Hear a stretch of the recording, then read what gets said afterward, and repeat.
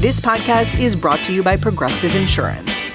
Do you ever think about switching insurance companies to see if you could save some cash? Progressive makes it easy to see if you could save when you bundle your home and auto policies. Try it at Progressive.com. Progressive Casualty Insurance Company and Affiliates. Potential savings will vary. Not available in all states.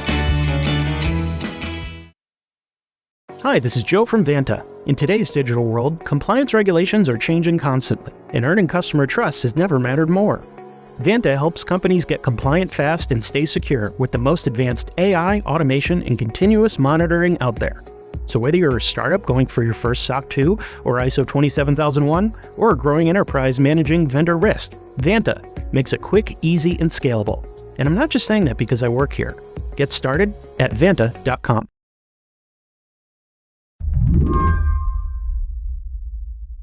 At the end of this very strange week in Los Angeles, a week in which immigration raids sparked protest, and protest sparked nakedly political federal intervention, I thought it would be useful to pause and talk to someone who's really in the trenches. So we got Jeremy Lindenfeld on the line. I usually get up at 5:30 and I check to see where either there is an ICE raid happening or there's a protest happening. And then I just go out until I either run out of batteries or I need to file. Jeremy's a journalist, one of a handful who was covering protests in Los Angeles way before the cable news showed up. Last week, he was at that Home Depot in Paramount, California, as community outrage came to a head. He captured a video that to me conveys the strangeness of what's been going on. In it, border agents are shooting a ton of rounds, creating a cloud of smoke, when slowly, very cinematically, a guy carrying a skateboard emerges from the smog. He turns around and gives the agents the finger. It turns out there's a backstory to this footage. Just before that moment, I posted another video that is a sort of like prologue to that other one. He's standing maybe like 20 or 30 feet in front of the line of border agents. And as they shoot pepper balls at his feet, he's sort of taunting and mocking them by like dancing around in the pepper balls. And yeah, I guess then he like starts walking and they must have fired like 50 over 50 munitions at him as he's walking away. What's the ratio of protesters to law enforcement when you show up at protests? I know it's probably variable, but I'm sort of wondering what the range is. Yeah, it is variable. I mean, recently there's been so much law enforcement that it's got to be, last night it was definitely like 1-to-1, if not more law enforcement than protesters. Or, sometimes it's 2 protesters to 1 law enforcement agent. That is all to say that there is a lot of law enforcement. LA's pretty huge. Are the protests having a major impact on daily life in the city, or are they pretty easy to avoid if you're not trying to sniff them out? They are super easy to avoid. These protests are not the largest I've seen. They are, like has been reported, vastly, mostly peaceful. And I think that the presence of such heavily armed federal departments and agents, they are only stoke tensions and make things worse for everybody. There has been more sort of tear gas deployed than I've ever seen ever. And I've been covering protests in LA for years. The risk of all this law enforcement is people like Jeremy getting caught in the crossfire. In fact, just the other day, Jeremy got shot in the stomach with a foam baton round. He was rolling video at the time. You can hear him grunt as he backs away. And it's not like he was incognito or something. He was wearing a white helmet with press written on it in big block letters. Law enforcement has been firing amongst press members for a while. I know a lot of my other journalist friends who have ended up in the hospital. But yes, I'm okay. Other people got it much worse than I did. It's just, par for the course for the way that these agencies have behaved in the past.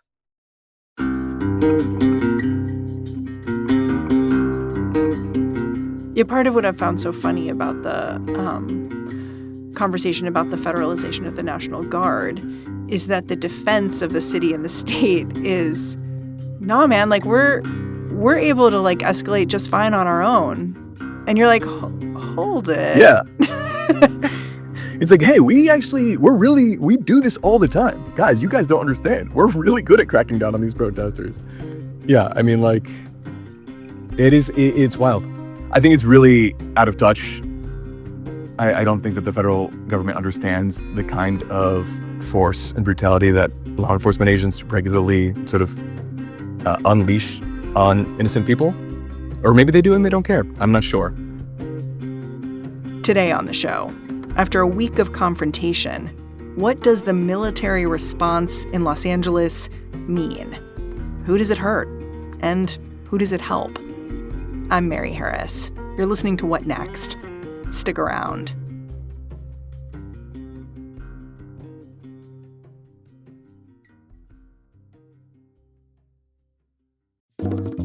This podcast is brought to you by Progressive Insurance. Do you ever find yourself playing the budgeting game, shifting a little money here, a little there, just hoping it all works out? Well, with the Name Your Price tool from Progressive, you can be a better budgeter and potentially lower your insurance bill, too.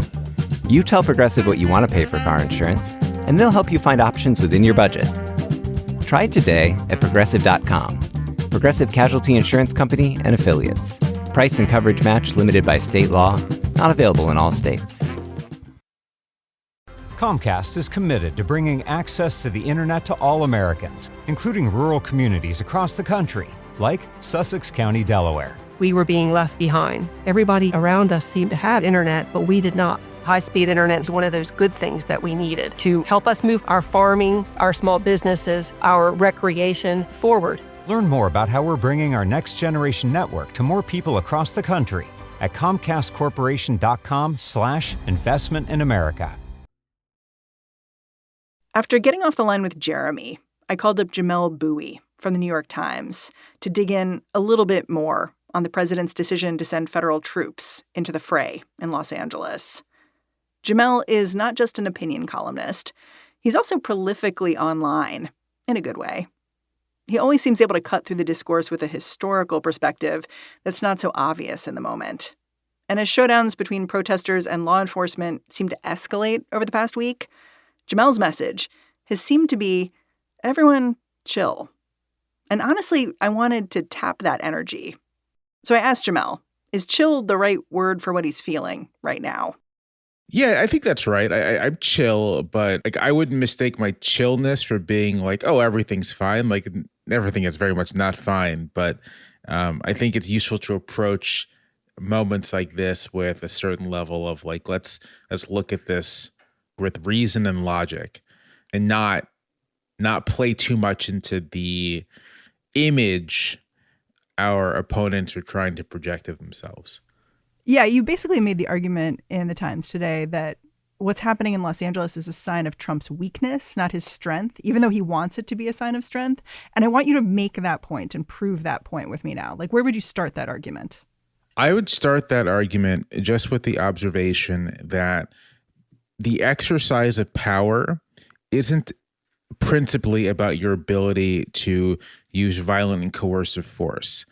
Even something as simple as a coach of a team or even in a household, right? We recognize in a household, for example, that violent discipline does not represent a strong set of parents, but ones whose authority is actually quite brittle.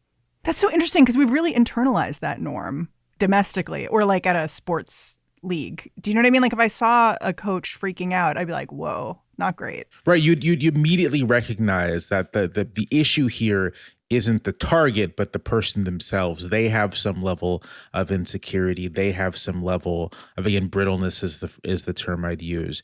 And that applies to the exercise of power by a state. For example, if it's 3 o'clock in the morning and you're driving home and you come to a red light, some people will blow through it. Some people will stop. And they'll stop not because they're going to get caught doing anything, because like, oh, rather than stop, and I am obligated as a member of the society to do this thing.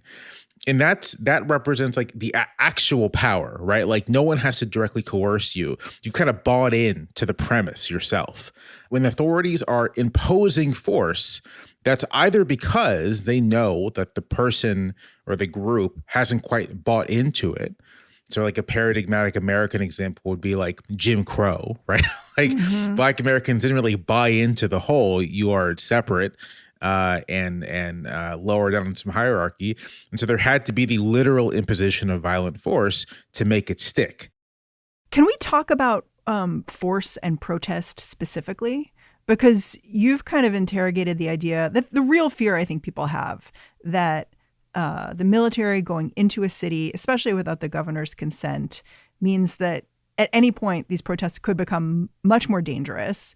You've sort of looked at that and you've said, yes, but when you look historically at when the state uses force against protests, it tells you a lot more about what this means and why this is actually a sign of weakness. So can you look at those historical analogs for me and explain? So first, in the American context, it's actually hard to find examples of not police forces using force against protesters. That's very common, but the federal government and even state governments organizing National Guards, soldiers to deploy force.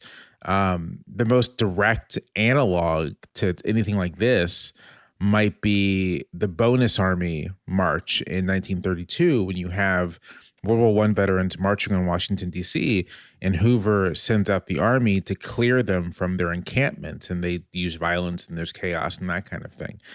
And I'll note, right, this is a good example of what I mean about like legitimacy and consent.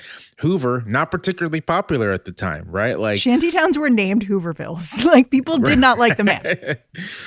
You could imagine a more popular and capable president in that moment who would have been able to actually negotiate with the marchers on some basis of like, we have some common interests here, let's figure something out. But Hoover couldn't do that. People will cite Kent State, but that isn't really a case of orders being given to go after civilians. That's more a case of 4 people died there, though. Yeah, what I'm saying is that like with Kent State, it's an example of what might happen if you have a chaotic moment and, trigger happy soldiers and all these other things that are dangerous in the mix. But it's not quite an example of the thing I think people are afraid of with Trump, which is Trump saying, send the Marines, shoot at the protesters if they get in your way kind of thing. And I think my point has been that when you're trying to evaluate what might happen in our particular circumstance, you can't make shortcuts here in terms of like thinking through this analytically. You actually have to look at all of these constituent parts. So like Trump wants this thing, worrisome. He's taken this action, also worrisome. How do the soldiers on the ground feel? What are the conditions on the ground? How do their commanding officers feel? What kind of cooperation do they have with state and local authorities? Like all these things actually matter in the mix. You talk a lot about the military and how people who worry about the military going rogue here in some way, however you want to define that, attacking protesters essentially, don't understand the military. And I want to talk about that a little bit because I think your understanding of the military is quite personal. Your parents were both military, right? Yeah, no, I'm a military brat. My brother was in the military, uncles, cousins, aunts, grandparents. Like we're a military family. So what do you understand that you think some commenters don't get?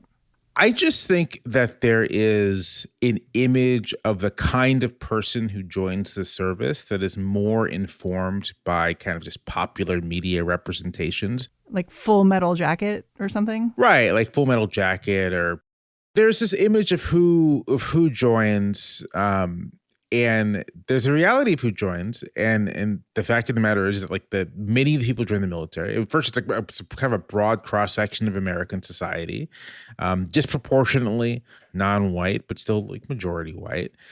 People of a variety of different, political and ideological and social and religious backgrounds. people who are, many of whom are joining not because they want to like get guns and shoot people, but because it pays for college, it pays for education. And if you're not interested in going to college, it can be a very stable career. And many of the people, in my experience, this is not quantitative, this is in my experience, many of the people who join up, whether they're officers who do an ROTC program or whether they enlist, are like perfectly intelligent, smart people who want to do some service, want to get some skills, and then they'll move on. And the point here is just like the image of the American service member as a gung-ho killer. I'm not really sure if it's the reality, especially given the fact that like most people in the military are in support roles. I think people, though, see stuff like this week, Trump spoke at Fort Bragg, right? Right. And he seemed to be trying to rile up the troops, and they seem to respond. In Los Angeles, the governor of California, the mayor of Los Angeles, they're incompetent. I think it's worth saying about that. Fort Bragg has like 50,000 people, and they specifically were like, if you aren't going to clap for the president, please let us know and don't come. I'm not saying that this isn't worrisome. I am saying that like, and this is, I said earlier, I think it's important not to buy into the image that they're projecting. They're trying to project an image, right? They're trying to project an image that, yeah, the military is on our side. They're gung-ho. They're ready to crack down. But this is all heavily cultivated and manicured. And it may not be representative of even the people in that base, much less the entire service.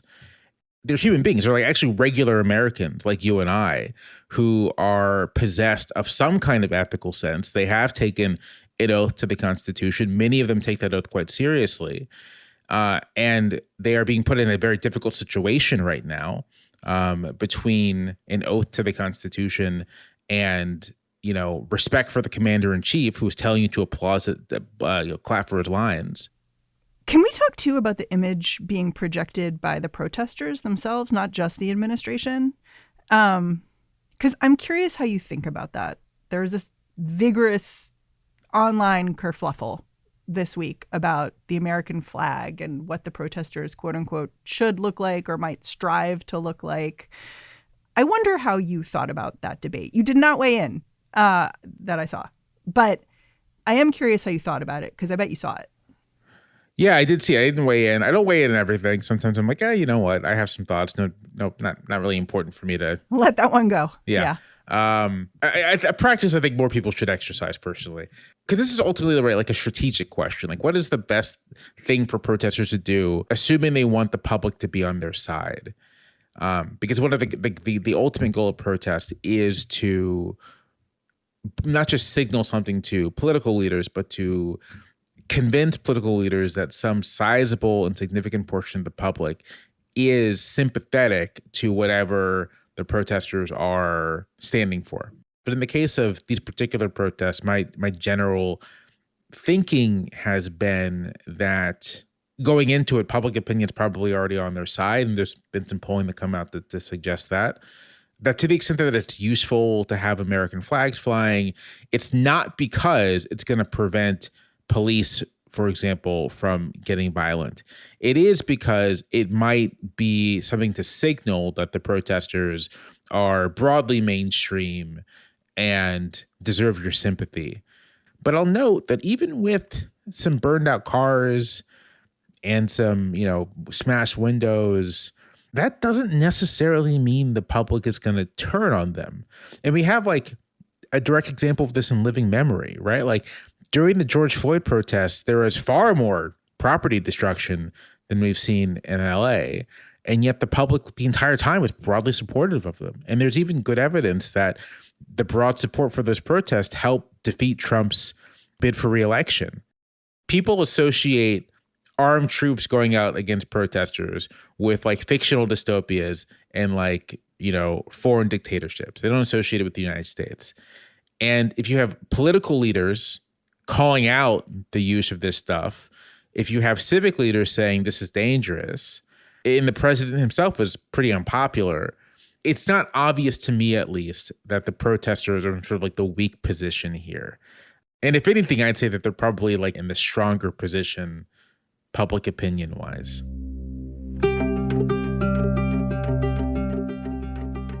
We'll be right back after a quick break.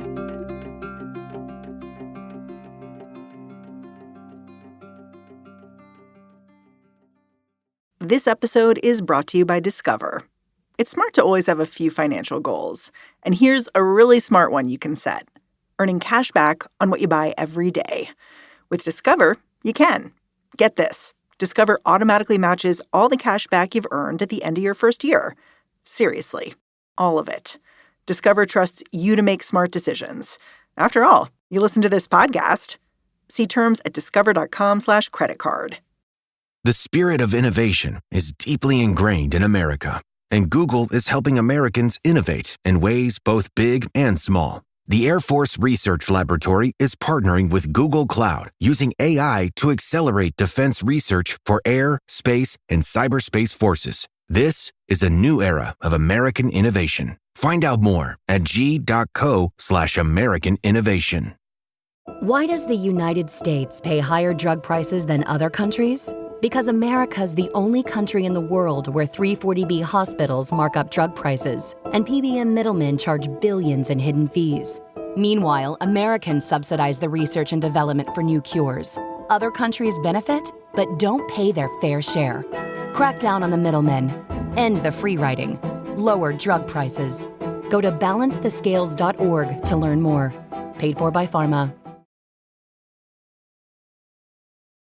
Can we talk about how the political system is responding to this week? Democrats in particular. I think there had already been frustration with how Democrats were responding in general to immigration enforcement. And I wonder how you think of what you've seen over the last week. I mean, obviously, there's been a strong legal response from Gavin Newsom in California. And just last night, Gavin Newsom gave a speech, which I watched and I thought he did a pretty good job. If some of us could be snatched off the streets without a warrant, based only on suspicion or skin color, then none of us are safe. Authoritarian regimes begin by targeting people who are least able to defend themselves, but they do not stop there. But I wonder if you think there's been enough of this over the last week from elected Democrats. I don't think there has been. It's clear to me that like the institutional Democratic Party's response to Trump from the start was to say, well, we'll just let him, first he won the popular vote. So obviously people want some of what he's selling. So, if there are things that we want to do as well, we should work with him on those. And then we should just wait till he messes up and trips up. And then we'll say, we're the responsible ones. We're the ones who can actually run the country. And there just wasn't this awareness, and I find this quite bizarre, but there wasn't this awareness that like the actual agenda for this administration is going to be authoritarian consolidation. So this isn't like an issue by issue thing you can play. You kind of have to adopt full spectrum opposition to the administration, knowing that their actual goal here is to consolidate some kind of authoritarian regime. It's an interesting unwillingness to be an opposition party. To just basically be like, we don't have control. And therefore, what we have to do is be in opposition as opposed to pretending like we set an agenda here, because you don't. Jim Newell, my colleague from Slate, interviewed Senators Blumenthal and Murphy, and both of them were like, well, Medicaid cuts are our priority. And it's like, well, what? You don't get to have a priority. The priority is what's going on. Medicaid cuts are important and you should be against that. But you you're not going to be able to choose the terrain on which you want to fight. So you have to be prepared to fight on all terrain. I'm sure listeners to this show will likely know the reference, but there's that great scene from season 4 of The Wire where the character Marlo Stanfield confronts the security guard at a convenience store, and Marlo, who is a powerful drug dealer, basically gets off on just wielding power. And so he goes to the convenience store, he stares at the security guard, he takes a piece of candy and he walks out. And the security guard's like, well, what are you doing, man? This is my job. I can't let you do that. You know I can't. I ain't disrespecting you, son. And Marlo looks at him and says, you want it to be one way. You want it to be one way. What? What is the other way? meaning the guard wants the contract to be that I get to wield my authority in this zone. But Marlowe's saying, no, in fact, you don't. This is my zone. It's all my zone. It's my way. You want it to be one way, but it's the other way. And I think about that all the time when it comes to Democrats. They want it to be one way. That way being they can kind of be junior partners and become an opponents when something bad happens. But it's the other way. Like, this isn't an ordinary government.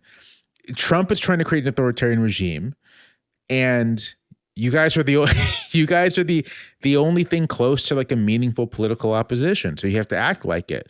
And in this case, what that means is doing exactly what Gavin Newsom did and just being plain and clear about what's happening and what the stakes are and what this means. But that's typically not what happens. Yeah, it just feels like the pressure is ramping up. Yeah. And honestly, there's an extent to which we can already see this sort of taking shape. You know, on Saturday, June 14th, there are these No Kings protests happening around the country. And I would say that in the absence of what's happening in Los Angeles, these would have been large, but like relatively modest. Who knows how they're going to look now, right? The president said in a press conference that if people come to protest this big military parade in D.C., they'll be responded with hard force.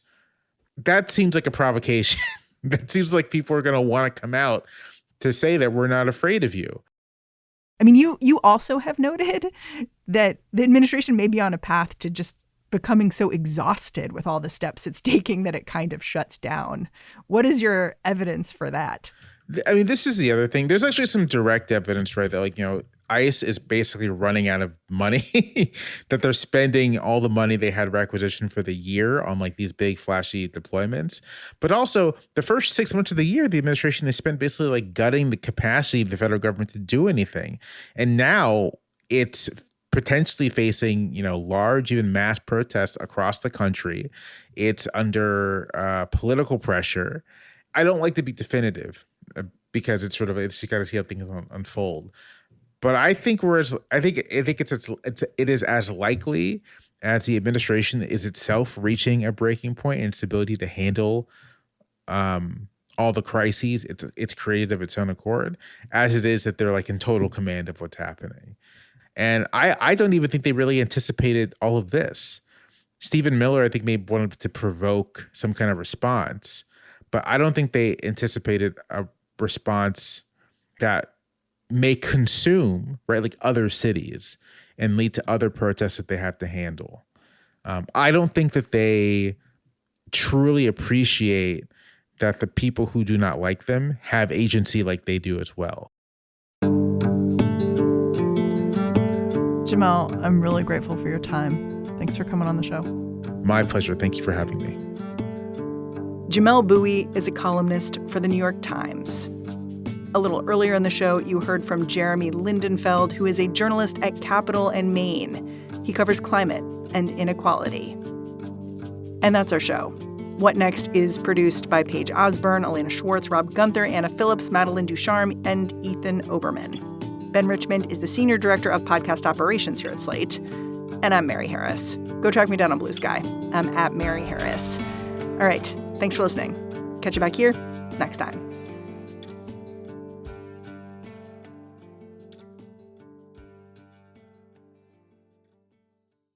This episode is brought to you by Discover. It's smart to always have a few financial goals. And here's a really smart one you can set: earning cash back on what you buy every day. With Discover, you can. Get this. Discover automatically matches all the cash back you've earned at the end of your first year. Seriously, all of it. Discover trusts you to make smart decisions. After all, you listen to this podcast. See terms at discover.com/creditcard. PenFed Free Checking offers 0 fees and 0 balance requirements for 0 hassle. PenFed Access America Checking lets you earn money on your balance for dreams big and small. Choose the best account for you and start making the most of your money. Learn more at PenFed.org. Federally insured by NCUA. To receive any advertised product, you must become a member of PenFed Credit Union.